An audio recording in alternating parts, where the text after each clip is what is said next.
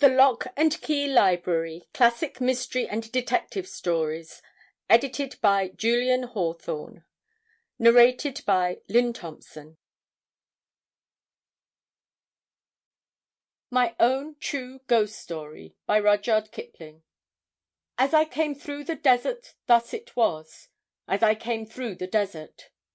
The City of Dreadful Night. Somewhere in the other world, where there are books and pictures and plays and shop windows to look at, and thousands of men who spend their lives in building up all four, lives a gentleman who writes real stories about the real insides of people, and his name is Mr. Walter Besant. But he will insist upon treating his ghosts—he has published half a workshop full of them—with levity. He makes his ghost-seers talk familiarly, and, in some cases, flirt outrageously with the phantoms. You may treat anything, from a viceroy to a vernacular paper, with levity, but you must behave reverently toward a ghost, and particularly an Indian one. There are, in this land, ghosts who take the form of fat, cold, pobby corpses, and hide in trees near the roadside till a traveller passes. Then they drop upon his neck and remain. There are also terrible ghosts of women who have died in childbed.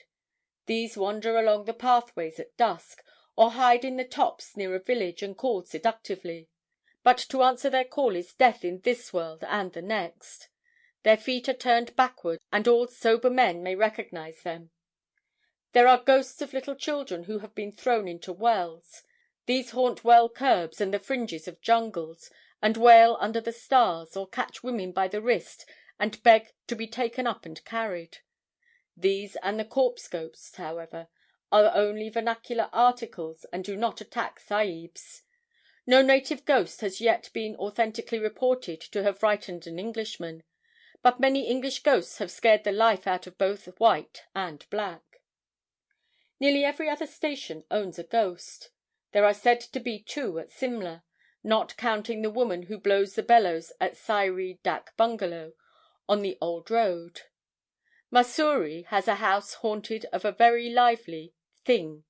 A white lady is supposed to do night watchman round a house in Lahore. Dalhousie says that one of her houses repeats, on autumn evenings, all the incidents of a horrible horse and precipice accident. Murray has a merry ghost, and now that she has been swept by cholera, will have room for a sorrowful one.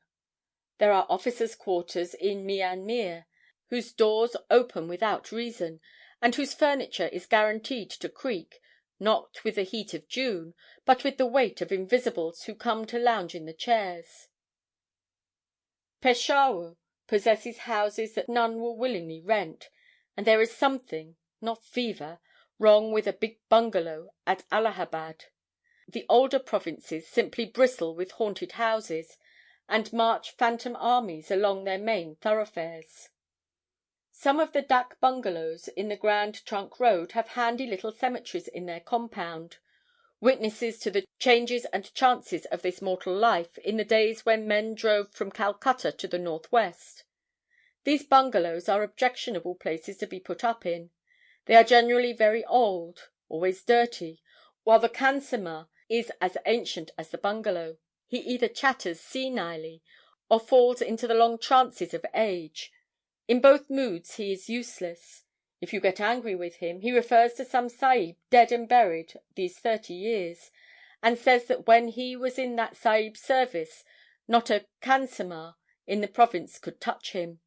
Then he jabbers and moans and trembles and fidgets among the dishes, and you repent of your irritation. In these dak bungalows ghosts are most likely to be found, and when found they should be made a note of. Not long ago it was my business to live in dak bungalows. I never inhabited the same house for 3 nights running, and grew to be learned in the breed.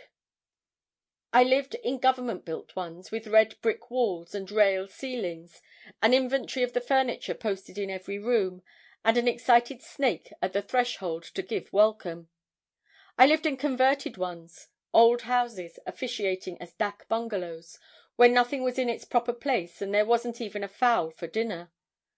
I lived in second-hand palaces, where the wind blew through Sample complete. Ready to continue?